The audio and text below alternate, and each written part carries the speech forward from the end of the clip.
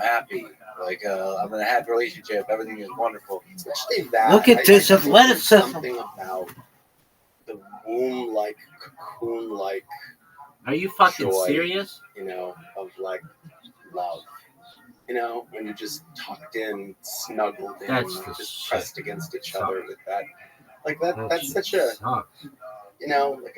it's just the two of you. Yeah. And that's lovely, and that's such a good thing. And I like, we're just dying for connection, and that connection is so big. It's so everything. One of my earliest psychedelic experiences, probably when I was a teenager, but a theme that's been persistent in every psychedelic experience I've ever had is this idea of like everything is connection. Everything is being pressed to someone and with them, like the warmth of human connection. Like one of the reasons I enjoy listening to your work and your perspective has always been that I think at the core you see connection and love.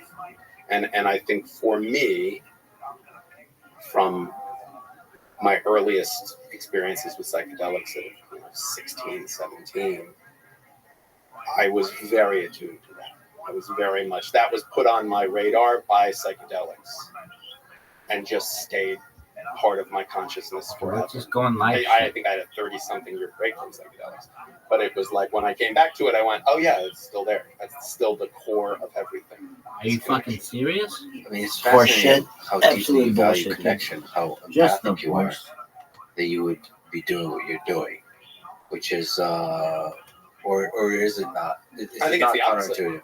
No, I think it's actually why I'm well suited for what I do. I think what I do is I have to. Are you fucking serious? The story of my client and know it and feel it very deeply, and I have to feel it in a very human way that's very compassionate to this person, and then I have to feel it and understand it in a way that's incredibly antagonistic to it, so I can shore up defenses. So I have to feel this person's story and feelings from every possible angle, because every one of them is a vulnerability and every one of them is a potential strength and potential defense.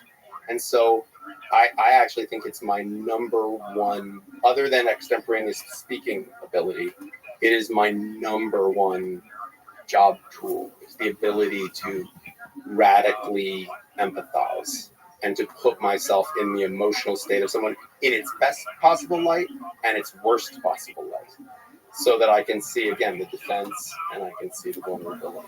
But I mean, so that's beautifully put, but also just to bear witness to this connection. I bet that fucking bitch crashed. In those dramatic way, over and over and over and over. What is this bullshit? Hard, but I was a hospice volunteer for many, many years. Dude, this dude loves sucking his own dick. And it really showed me a lot about,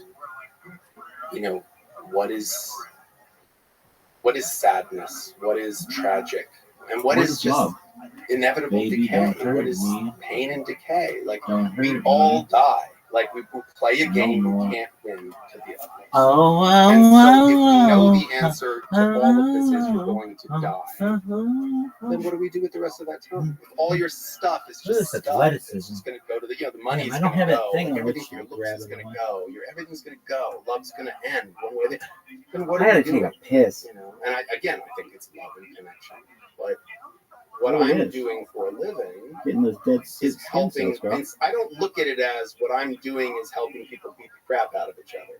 I look at it as I'm trying to help a client build their post-divorce life, to sort of rise from the ashes of that which has fallen apart and move on to the next chapter and refocus and have the things they need financially, emotionally, whatever it might be, interpersonally, in terms of their kids. And so for me, it's actually a job that is very consistent with my desire to build connection and to be empathetic. Dog, no one fucking cares. No, because again, I gotta take such a piss. 56% of marriages end in divorce, but 84% are remarried within 5 years. Like, we keep doing it over and over again. That's a good thing. I think it is a good thing. The mess of it, the